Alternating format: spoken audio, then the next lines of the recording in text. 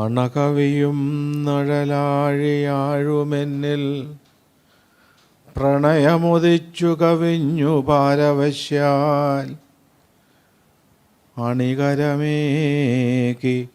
അണഞ്ഞിടുന്ന നാരായണ ഗുരുനായകൻ എൻ്റെ ദൈവമല്ലോ. ഓം ശാന്തി ശാന്തി ശാന്തി. ഓം.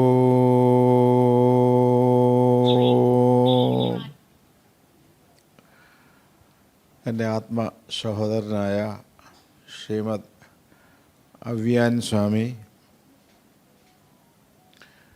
മഹാകവി കുമാരനാശാൻ്റെ 103 നിർവ്വാണ യോഗത്തിൽ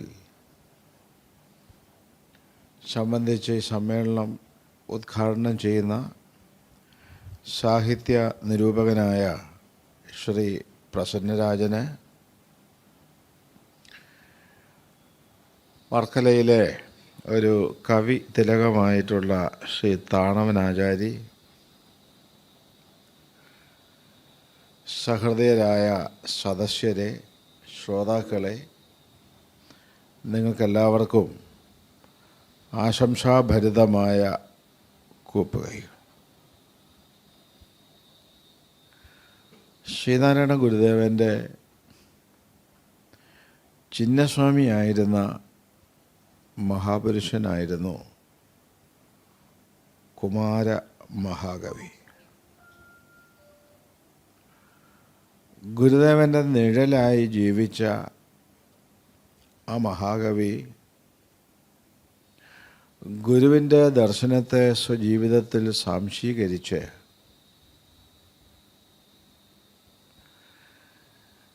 ഈ രാജ്യത്തിന് നൽകിയ സംഭാവനകൾ അത് വിലമതിക്കാനാവാത്തതാണ്. നമ്മുടെ രാജ്യത്ത് ധാരാളം മഹാകവികളുണ്ടായിട്ടുണ്ട്, കവികളുമുണ്ടായിട്ടുണ്ട്, സാഹിത്യകാരന്മാരുണ്ടായിട്ടുണ്ട്. അതുപോലെ ധാരാളം സാമൂഹിക പരിഷ്കർത്താക്കളും ഉണ്ടായിട്ടുണ്ട്.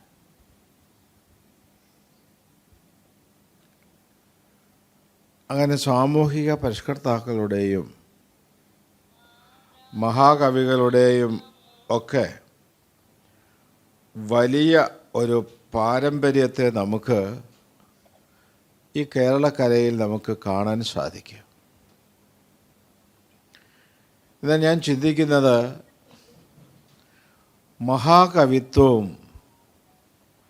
തത്തുല്യം സാമൂഹിക പരിഷ്കരണവും ഒത്തുചേർന്ന അപൂർവം വ്യക്തിത്വങ്ങളെ നമുക്ക് കാണാൻ സാധിക്കുകയുള്ളൂ. അതിനേറ്റവും ഉത്തമമായിട്ടുള്ള ഉദാഹരണം മഹാകവി കുമാരനാശാൻ തന്നെയാണ്. ആശാൻ്റെ ജീവിതം ഏതാണ്ട് 51-ാമത്തെ വയസ്സിൽ അടങ്ങിയെങ്കിൽ അതുവരെയുള്ള ജീവിതമെടുത്ത് പരിശോധിച്ചാൽ നമുക്ക് കാണാൻ സാധിക്കുന്നത് സാമൂഹ്യ പരിഷ്കരണത്തെ സ്വന്തം ജീവിതത്തിൽ ചാലിച്ചെടുത്തുകൊണ്ട് ഒരു മഹാനായ കവിവര്യനായി മലയാള രാജ്യം ലോകത്തിന് സംഭാവന ചെയ്ത മഹാനായ ഏറ്റവും ശ്രേഷ്ഠനായ മഹാകവിയായി ആശാൻ നിലകൊള്ളുന്നു എന്നുള്ളതാണ്. സാമൂഹ്യ പരിഷ്കരണവും മഹാകവിത്വവും ആ ജീവിതത്തിൽ ഒരുപോലെ സമന്വയിച്ചു നിൽക്കുന്നു. അതുപോലെ മറ്റൊരു വ്യക്തിത്വത്തെ നമുക്ക് ഈ മലയാള മണ്ണിൽ കാണാൻ സാധിക്കുകയില്ല. ആശാനെ ആ രൂപത്തിൽ രൂപാന്തരപ്പെടുത്തിയത് സാക്ഷാൽ ശ്രീനാരായണ ഗുരുദേവൻ തന്നെയാണ്.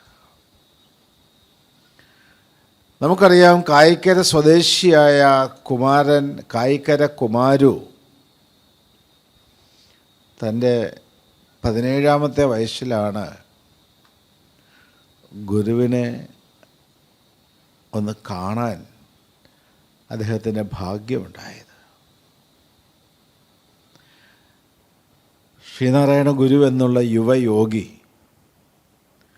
അന്ന് 36 വയസ്സുള്ള യുവയോഗി, അരുവിപ്പുറം പ്രതിഷ്ഠയും കഴിഞ്ഞ് രാജ്യമൊട്ടാകെ ഊരു ചുറ്റി സാമൂഹിക പരിഷ്കരണത്തിൻ്റെ, ലോകസംഗ്രഹ പ്രവർത്തനത്തിൻ്റെ വീഥി ഒഴുക്കുന്നതിൻ്റെ ഭാഗമായിക്കൊണ്ട് കൈക്കരയിൽ എഴുന്നള്ളിയപ്പോൾ 17 വയസ്സുകാരനായ ആ ബാലന് ആ ചാരുവായ ദിവ്യമായ ദർശനം, യുവയോഗിയായ ശ്രീനാരായണ ഗുരുവിൻ്റെ ദർശനം സംലബ്ധമായി. ആശാൻ ആ രൂപത്തെ, ആ തേജോമയമായ മുഖത്തെ പേർത്തും പേർത്തും പേർത്തും നോക്കി നിന്നു.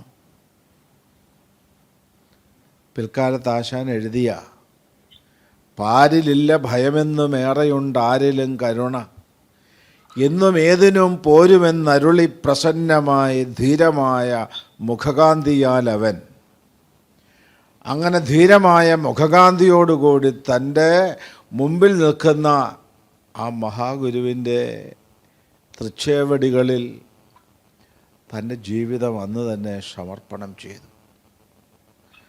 ആശാൻ്റെ അന്തരാത്മാവിലൊരു പ്രതിജ്ഞ എടുത്തു. ആർദ്രതയേറും ഹൃത്തും കാരുണ്യം വഴിയുന്ന നേത്രവും സ്മിതപൂർവ വാണിയും വിനയവും നിത്യവും പരബ്രഹ്മ ലീനചേതസും ചേർന്ന നിത്യനിർമ്മലൻ നിത്യനിർമ്മലൻ ഈ ശ്രീനാരായണൻ എന്നാചാര്യൻ. നിത്യനിർമ്മലനായ ഈ ശ്രീനാരായണൻ എൻ്റെ ആചാര്യനാണെന്ന് തീരുമാനിച്ച് കൈക്കര കുമാരു ദീർഘദണ്ഡ നമസ്കാരം നിർലജ്ജോ ഗുരുസന്നിധോ ശരീരമർത്ഥം പ്രാണഞ്ച സദ്ഗുരുഭ്യോ നിവേദയേ. ശരീരവും അർത്ഥവും പ്രാണനും തന്നെയും ആ പാദങ്ങളിൽ സമർപ്പിച്ചു.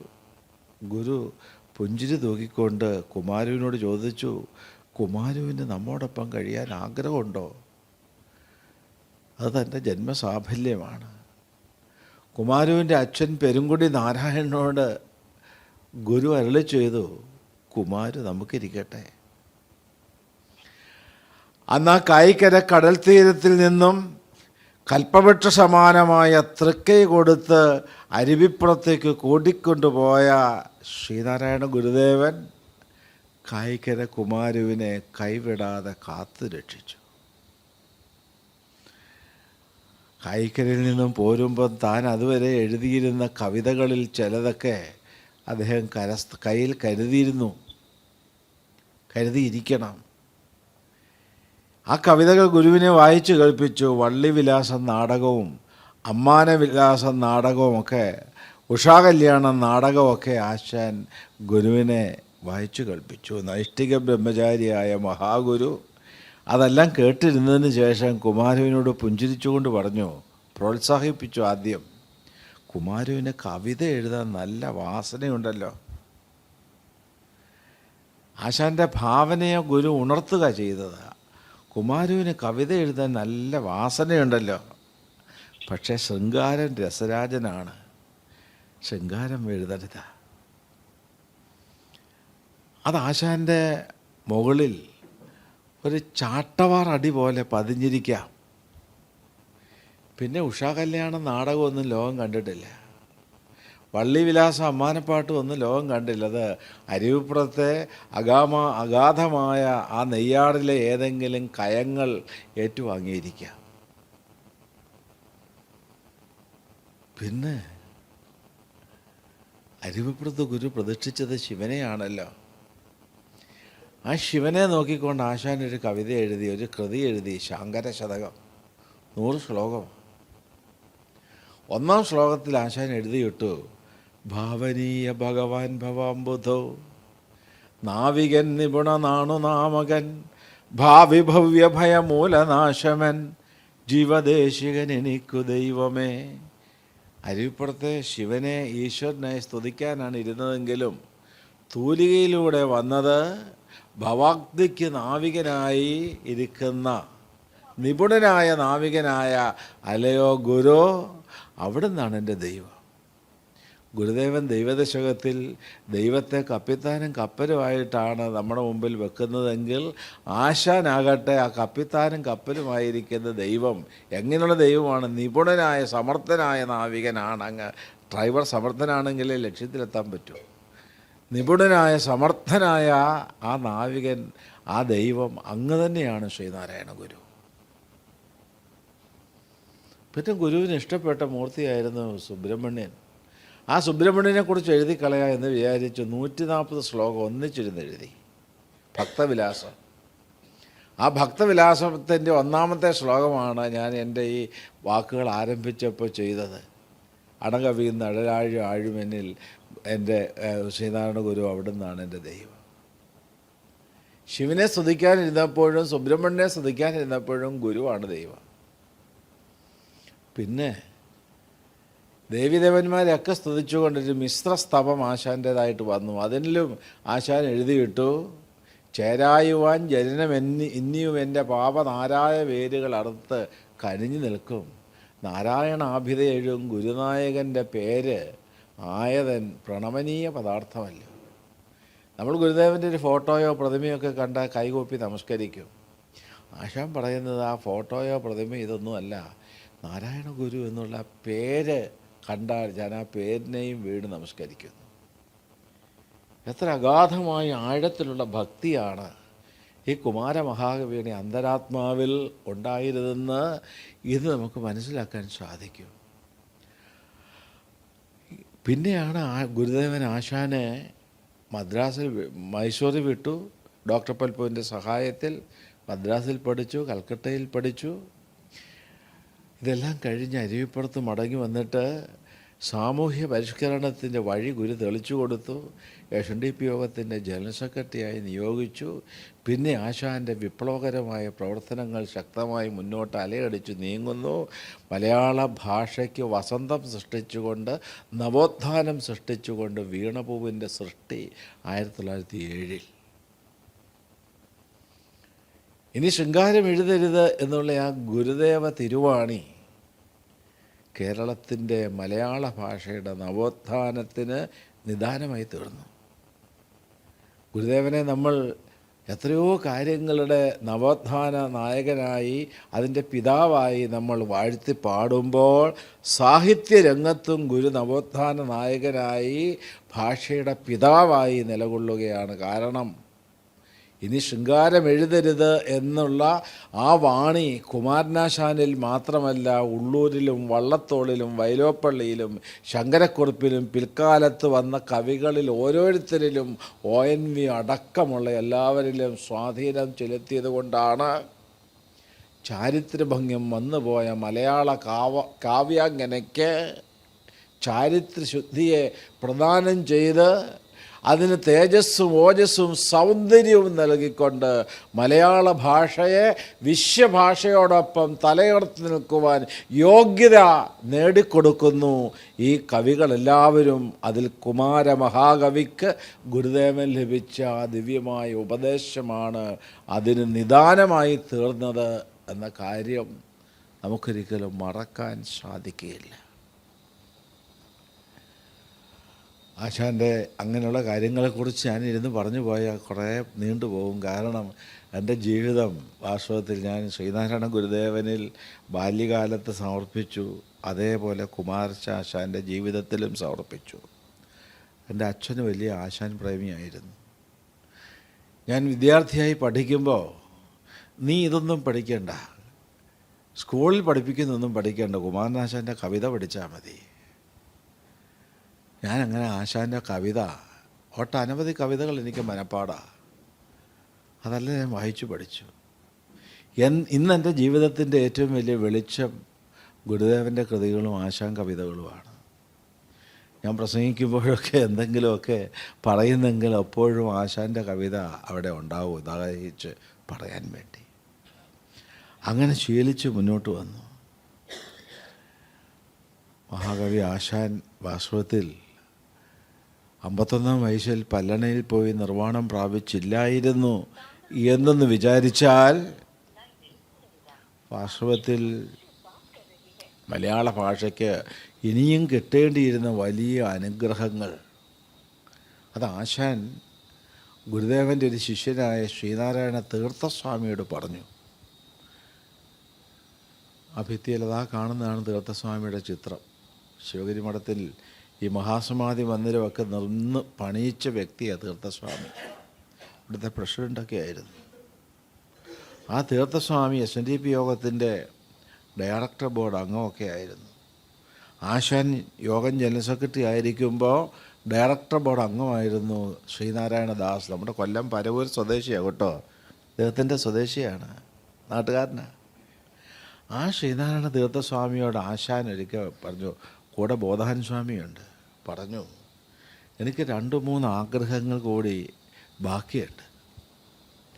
ഒന്ന്, ഗുരുവിനെക്കുറിച്ചൊരു മഹാകാവ്യം എഴുതണം. നമ്മൾ ആശാനെ കാണുന്ന മഹാകാവ്യം എഴുതാതെ മഹാകവിയായ ആളെന്നാണ്. ആശാൻ്റെ കവിതകളെല്ലാം കൂടെ ചേർത്ത് വെച്ചാൽ ഉള്ളൂരിൻ്റെ അല്ലെങ്കിൽ വള്ളത്തോളിൻ്റെ ഒരു ഗ്രന്ഥത്തോടൊപ്പം നിൽക്കുകയുള്ളൂ വരികൾ വെച്ച് എണ്ണം നോക്കുമ്പോൾ. പക്ഷെ ആശാനും ആഗ്രഹം ഉണ്ടായിരുന്നു ഒരു മഹാകാവ്യം എഴുതണം, അത് തൻ്റെ ഗുരുവിനെക്കുറിച്ചായിരിക്കണമെന്ന്. അതിൻ്റെ ഏതാണ്ടൊരു പരിശീലനമായിരുന്നു എന്ന് തോന്നുന്നു ശ്രീബുദ്ധചരിതം. പിന്നെ രണ്ടാമത്തെ ആഗ്രഹം, ഉപനിഷത്തുകൾ അത് അപരിക്ഷയമാണെന്നൊക്കെയാണ് വേദാന്ത ശാസ്ത്രം. അതാ വെച്ചാൽ ദൈവത്തിൽ നിന്ന് നേരിട്ടുണ്ടായതാണെന്ന്. പക്ഷേ ദൈവത്തിൽ നിന്ന് മനുഷ്യരിൽ നിന്നും ഉണ്ടായതാണെന്നാണ് ഗുരുദേവൻ്റെ കൽപ്പന. അതുകൊണ്ടത് അപരിക്ഷയമല്ല, പുരുഷനിർമ്മിതമാണെന്നാണ്. ആ പുരുഷനിർമ്മിതമായിരിക്കുന്ന ഉപനിഷത്തുകൾ അനവധിയാണ്. അള്ളാഹുവിനെക്കുറിച്ചൊരു ഉപനിഷത്ത് എഴുതണം, ആശാൻ്റെ ആഗ്രഹമായിരുന്നു. അള്ളാഹുവിനെക്കുറിച്ച് ഒരു ഉപനിഷത്ത് എഴുതണം. മൂന്നാമത്തെ ആശാൻ്റെ ആഗ്രഹം, തിരുവിതാംകൂറിലെ രാജാക്കന്മാരുടെ ചരിത്രം എഴുതണം, രാജവംശ ചരിത്രം എഴുതണം. ഇത് മൂന്നും ആശാൻ ഏതാണ്ട് 1923, പിന്നെ ഒരു വർഷം കൂടെയുള്ള ആശാൻ്റെ ജീവിതം.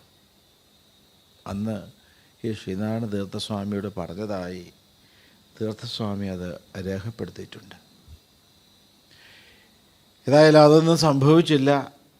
ആശാൻ പിന്നെയും കുറേ കാലം ജീവിച്ചിരുന്നുവെങ്കിൽ കേരളത്തിന് മലയാള ഭാഷയ്ക്ക് ലഭിക്കുന്ന അനുഗ്രഹം ഞാൻ അതിനേക്കാൾ ഉപരിയായി കാണുന്നത് ആശാനിലെ ശ്രീനാരായണ ഗുരുവിനോടുള്ള ഭക്തിയും ആരാധനയുമാണ്.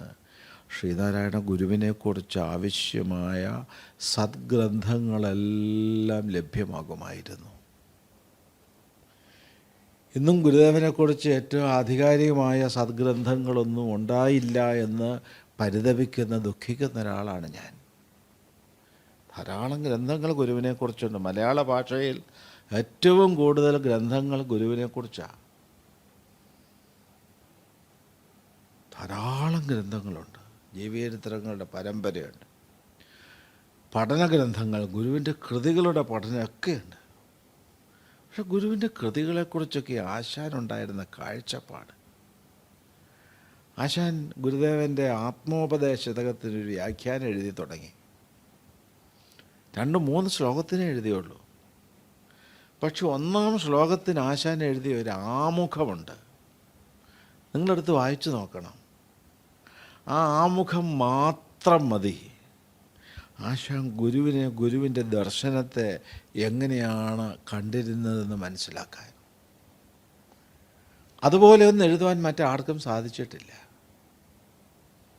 ആത്മോപദേശതകത്തിന് ആശാൻ എഴുതിയ ആമുഖക്കുറിപ്പ്, ഞാൻ ആശാൻ ഗുരുദേവനെക്കുറിച്ച് എഴുതിയത് മുഴുവൻ സമാഹരിച്ച് ആശാൻ കണ്ട ഗുരുദേവൻ എന്നൊരു പുസ്തകം അടുത്ത കാലത്ത് പ്രസിദ്ധപ്പെടുത്തി. ഒരു 10-300 പേജുണ്ട്.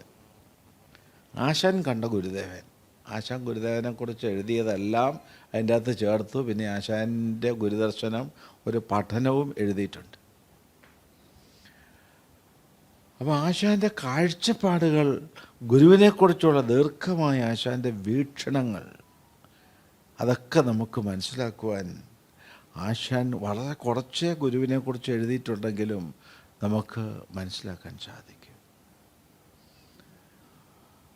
ഗുരുവിനെക്കുറിച്ചുള്ള ആശാൻ്റെ ആ പഠനം ഞാൻ പറയുന്നത് നമ്മുടെ കേരളത്തിന്, അല്ലെങ്കിൽ നമ്മുടെ രാജ്യത്തിന്, ലോകത്തിന്, ഭാവി ലോകത്തിന് ദിശാബോധം നൽകുന്നത് ഗുരുവിൻ്റെ ദർശനമായിരിക്കും. അതിന് ജാതിയില്ല, അതിന് മതമില്ല, അതിന് ദേശപരിധിയില്ല. ജാതിയുടെ, മതത്തിൻ്റെ, ദേശത്തിൻ്റെ എല്ലാവിധമായ പരിധികളെയും ഉല്ലംഘിച്ചുകൊണ്ട് മനുഷ്യരെല്ലാം ഒന്ന്, അതാണ് നമ്മുടെ മതം എന്നുള്ള ഗുരുദേവൻ്റെ തത്വദർശനത്തെ അന്തരാത്മാവിൽ നിറച്ചുകൊണ്ട് കുമാരനാശാൻ ഗുരുവിൻ്റെ മഹാസമാധിക്ക് ശേഷം ജീവിച്ചിരുന്നെങ്കിൽ എഴുതുന്ന ഭാഷ്യങ്ങളും ഗ്രന്ഥങ്ങളും എത്ര വലിപ്പമുള്ളതായിരിക്കുമെന്ന് നിർണ്ണയിക്കാൻ സാധിക്കില്ല. അത് നമുക്കിനി ഒരിക്കലും കിട്ടാൻ സാധിക്കാത്ത രൂപത്തിൽ നഷ്ടമായിപ്പോയി. അതാണ് ആശാനെ ഓർക്കുമ്പോൾ എപ്പോഴും പരിതാപം ഉള്ളിൽ നിറയുന്നത്. ഏതായാലും കുമാരമഹാകവിയുടെ 103-ാമത്തെ നിർവ്വാണ ദിനത്തിൽ ഒത്തുചേരാൻ നമുക്ക് ഭഗവാന്റെ കാരുണ്യ അനുഗ്രഹം ഉണ്ടായി. ഇതെല്ലാം വളരെ ഭംഗിയായി നിർവഹിക്കപ്പെടട്ടെ, അതിന് ഭഗവാന്റെ കരുണാകടാക്ഷം ഉണ്ടാകട്ടെ എന്ന് പ്രാർത്ഥിച്ചുകൊണ്ടും കുമാരനാശാൻ സ്വന്തം ജീവിതത്തിൽ നിലനിർത്തിപ്പോന്ന ഈ ഗുരുദർശനത്തിൻ്റെ ഭാഷ്യം, ദർശനത്തിൻ്റെ ഭാഷ്യമാണ് ആശാൻ്റെ ജീവിതം. ശ്രീനാരായണ ദർശനത്തിൻ്റെ ഭാഷ്യമാണത്. ആത്മീയതയും ഭൗതികതയും ഒന്നിച്ച് അത് സമന്വയിപ്പിച്ചുകൊണ്ടുള്ള ദർശനം, അതാണ് ഗുരുദർശനം. അത് സ്വജീവിതത്തിൽ സന്നിവേശിപ്പിച്ചുകൊണ്ട് ജീവിച്ച ആ മഹാകവിയുടെ ജീവിതം നമ്മളിൽ ശക്തമായ സ്വാധീനം ചെലുത്തുമാറാകട്ടെ എന്ന് പ്രാർത്ഥിച്ചുകൊണ്ട് എൻ്റെ വാക്കുകൾ ഗുരുവിൻ്റെയും മഹാകവിയുടെയും തൃച്ചേവടികളിൽ സമർപ്പിക്കുന്നു. നമോ.